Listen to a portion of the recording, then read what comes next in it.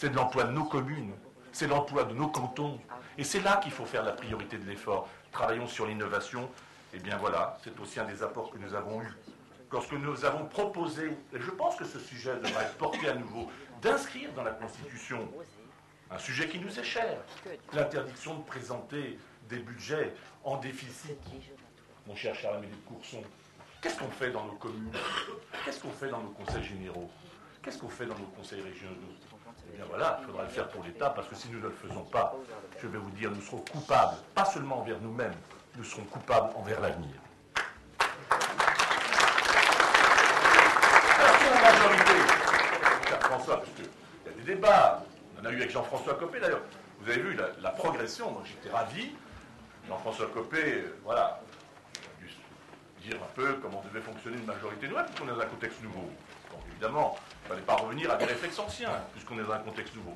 Bon, voilà, il a convenu lui-même qu'il était un secrétaire, enfin, un surveillant général ouvert, puis désormais il a considéré qu'il valait mieux retenir le mot ouvert, c'est ce qu'il nous a dit à nous tous. J'en suis heureux, je serai demain aux journées de l'UMP. Il faut pas applaudir aussi ça. Et puis, parce que pour nous, être dans une majorité, je dis, et nous sommes dans la majorité, c'est pas simplement de cocher les cases, François, du programme. C'est s'assurer de la réussite du programme. C'est faire en sorte que nous soyons au rendez-vous de l'attente suscitée et voulue, exprimée par le président de la République, voulue aussi et exprimée par les Français. C'est ça l'enjeu. Réussir ce que nous avons à faire. Et le réussir en ayant des résultats concrets. Et lorsque nous nous exprimons, et je le referai sur le budget, sur certains sujets, nous ne nous exprimons pas pour empêcher l'avenir, mais au contraire pour faire en sorte qu'on soit au rendez-vous de l'avenir et des engagements qui ont été pris par le président de la République. C'est aussi ça le rôle dans une majorité moderne. Porter nos idées, afficher notre différence, mais le faire avec un seul souci. C'est ne pas rechercher la différence pour exister. C'est afficher sa différence lorsqu'elle existe, mais surtout faire de la différence un enrichissement mutuel pour le succès de la France, François.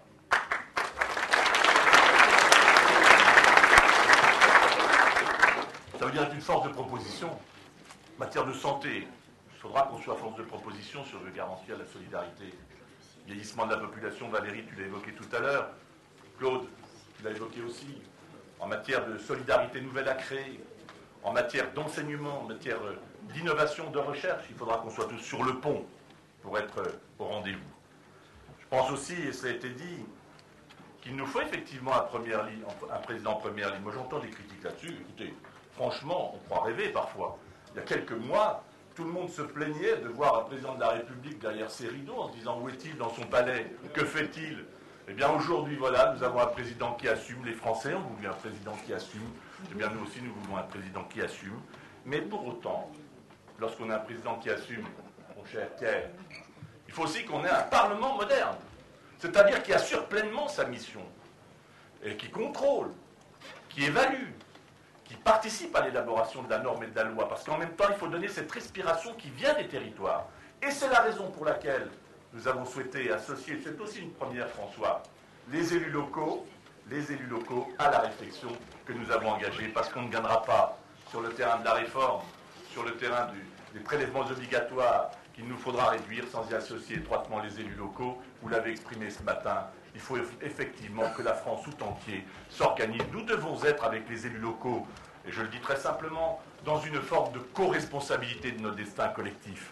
Parce qu'il faut qu'on sorte de ces compétences transférées, avec les transferts dont on nous dit qu'ils ne sont pas à la clé, et puis finalement des strates qui s'empilent, une absence de lisibilité, et finalement une évaluation qui n'est pas faite sur les dispositifs qu'on a mis en place. Et ce matin, très intéressant, la discussion sur la démocratie locale. Alors, il faudra du rythme dans l'action, mais là, François, voilà, moi je souhaiterais que tu plaides, en tout cas, moi je vais plaider, pour qu'on prenne le temps aussi de la norme, qu'on prenne le temps de la réflexion. Que lorsqu'on modifie un arsenal législatif, il faut du rythme, ça le président de la République a raison de l'imprimer, parce qu'il y a une forte attente. Mais il faut que dans ce rythme, nous ayons le temps de la législation. Parce que si on veut du résultat, il faudra que la norme soit posée, que la loi soit bien clairement édictée, et qu'on y associe tous ceux qui auront à l'appliquer. Parce qu'évidemment, il y a un enjeu majeur derrière tout ça, c'est qu'il faut que les lois soient applicables. C'est qu'il faut que les lois soient simples. Si on veut desserrer les taux de la complexité que dénoncent tant de nos compatriotes, donnons-nous du rythme, mais du temps aussi pour la législation. C'est ce que je voulais plaider aujourd'hui. pour un Parlement qui travaille, mais qui laisse aussi le temps d'aller à la rencontre de nos compatriotes pour mettre de côté le débat, vu que je suis un certain cumulard. Vous me suivez? D'ailleurs, Momo me dit c'est bien, parce que moi pas non. Pas même plus. Bon, enfin, en tout cas, je voudrais deux mots simplement pour terminer, parce que j'étais trop long. Tous les pays, je voudrais dire quelque chose sur la dépense publique. Tous les pays qui ont réussi à maîtriser leurs dépenses publiques, à redonner du souffle aux entreprises et du pouvoir d'achat, se sont engagés, je le disais à l'instant, avec les collectivités locales, dans un véritable pacte de maîtrise de la dépense publique. Et donc je souhaite, Monsieur le Premier ministre, qu'on lance cette idée d'un véritable pacte, en remettant en place un certain nombre de fonctionnements, qu'on lance l'idée d'un véritable pacte avec les collectivités territoriales pour garantir cette baisse ensemble des prélèvements obligatoires qui est impérieuse si on veut redonner du souffle, et comme le disait Charles Bénet de Courson tout à l'heure, de la croissance, des perspectives de croissance. Lorsque les prélèvements obligatoires atteignent un tel seuil, on voit bien que ça handicape à la fois les ménages, ça handicape la croissance, ça handicape les entreprises. On n'y parviendra pas, en fait, à cette éradiction des déficits publics et des prélèvements obligatoires sans aussi, je vous dis franchement, avoir une véritable ambition pour remettre tout à plat sur le terrain. Parce que simplement la vision comptable n'y suffira pas. Et je voudrais dire que l'Allemagne, par exemple, a su créer un climat de confiance et redonner de la vitalité à son économie par un meilleur contrôle de sa dette d'abord, par l'assouplissement du droit du travail, c'est ce qui est en cours, par la réforme des retraites, et je sais combien tu t'y impliques, par un soutien massif aussi à l'innovation, et ça c'est un des enjeux majeurs. Elle a relevé aussi son taux de TVA de 3 points, dont les deux tiers, 2 points ont été consacrés à combler le déficit budgétaire. Moi je peux vous dire très clairement, vous avez eu raison, Monsieur le Premier ministre, tu as eu raison, François, de parler pour la France de quasi-faillite, parce qu'il faut dire la vérité aux Français. 1150 milliards d'euros de dette, ça a été dit, quand la totalité de l'intérêt de la dette est consacrée, notre impôt est consacré au remboursement de l'intérêt de la dette, je crois que ça ne peut pas continuer comme ça, on a une vraie responsabilité. On n'a pas le droit de laisser en héritage collectif des dettes à nos enfants. Et sur ce sujet-là, il faut faire preuve d'audace, de courage, parce que les Français attendent cela. Le groupe Nouveau Centre a fait des propositions. Alors, ça change, ça déroute même la presse, qui vient nous dire, alors vous allez le voter, vous n'allez pas le voter. Attendez, ce n'est pas la question. La question, c'est comment on va faire en sorte pour qu'il y ait moins de dépenses et qu'on réduise notre déficit. C'est ça la question de fond. Charles Bénet de Courson, notre groupe, vous a fait des propositions d'économie. On voit souvent les parlementaires en rajouter une couche. Il nous faudra un peu plus d'argent, un peu plus de moyens. Là, vous avez un groupe, François, qui souhaite baisser les dépenses parce qu'il faut baisser les déficits. Et donc, on a fait deux propositions qui me paraissent aussi des propositions justes. C'est celle de viser tout simplement à plafonner les niches fiscales. C'est-à-dire faire en sorte que nos compatriotes qui échappent à l'impôt parce qu'ils ont des niches qui s'empilent, ben voilà, qui participent comme tout le monde. Je crois que c'est pas remettre en cause le principe qu'il faut baisser l'impôt. Il faut que ça soit juste. Je crois que c'est une proposition qu'on peut retenir. D'ailleurs, le gouvernement avait indiqué dans les précédents débats à Charles Bénet qu'il était prêt à envisager cette mesure-là. Bien, faisons-le. 2 milliards d'économies peuvent être à la clé, 2 milliards de réduction du déficit.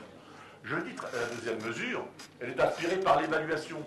Tout simplement, il faut qu'on ait cette culture de l'évaluation. Quand on voit les effets qu'a eu les sommes considérables que nous avons mises sur l'allègement des charges, sur les salaires dans les très grandes entreprises, d'ailleurs même la Cour des comptes l'a dit récemment, eh bien, il faut qu'on s'interroge sur l'utilité de la dépense. Là aussi, nous pouvons récupérer 2 milliards d'euros. 2 plus 2, vous m'avez suivi, ça fait 4 milliards. Et si on veut être au rendez-vous de 2012, pour parvenir à cet équilibre, en dépenses de fonctionnement, déjà dans un premier temps, 22 milliards, vous avez fait le calcul, 5 fois 4, 20, il ne faut pas tarder. Vous me suivez jusque-là? Bon, eh ben, je ne vais pas tarder à m'arrêter parce que je suis... Oui. Ah ouais. Et ben voilà, je vais m'arrêter parce que j'avais encore tellement de choses, mais vous reviendrez. Voilà, je vais presque terminer.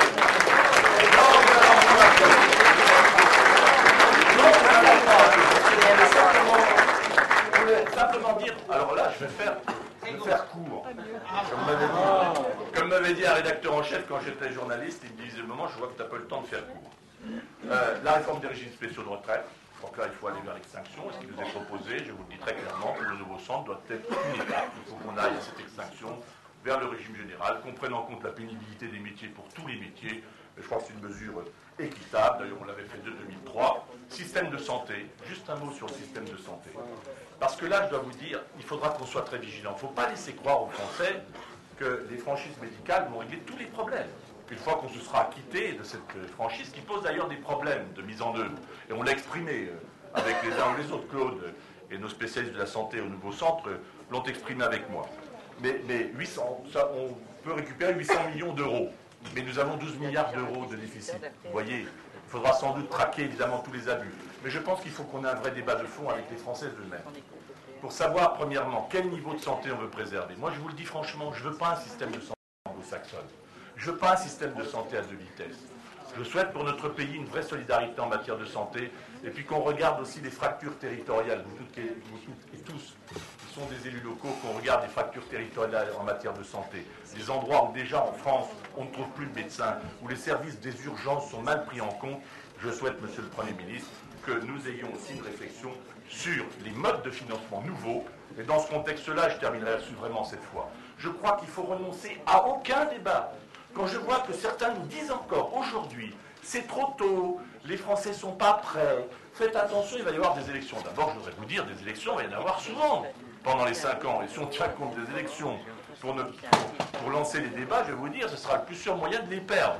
Parce qu'effectivement, il faut explorer toutes les pistes. Il y a la piste de la TVA sociale, elle est compliquée à mettre en œuvre, je n'y reviens pas, mais franchement, je vous le dis, n'hésitons pas à avoir tous les débats, ouvrons-les, allons, explorons-les jusqu'au fond, parce qu'on a une responsabilité majeure, je voulais vous le dire, c'est de réussir, et nous sommes déterminés à